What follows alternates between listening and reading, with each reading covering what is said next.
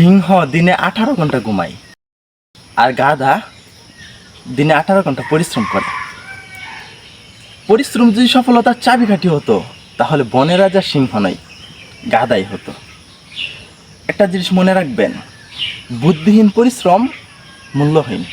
তাই বুদ্ধি খাটিয়ে পরিশ্রম করবেন, সফলতা আসবে আসবে আসবে ইনশাল্লাহ। আচ্ছা, আমার বাগানটা একটু ঘুরে দেখাও তো। এই যে দেখেন, আমার এই পেঁপে গাছটাতে মাত্র কয়েকটা পেঁপে আছে। কারণ কি? কারণ হলো বুদ্ধির অভাব। এটা হলো ছায়াযুক্ত জায়গা, এই ছায়াযুক্ত জায়গায় বেশি পেঁপে হবে না। এটা কিন্তু আমার বুদ্ধির অভাব ছিল। আর আপনাদেরকে দেখাই, যে জায়গায় আংশিক রোদ আসে সে জায়গায় ফলনটা কিছুটা ভালো। এই যে এইদিকে মোটামুটি রোদ আসে, এদিকে মোটামুটি ভালো। এই যে দেখেন, এদিকে মোটামুটি রোদ আসে, সেই জন্য এদিকে মোটামুটি ভালো।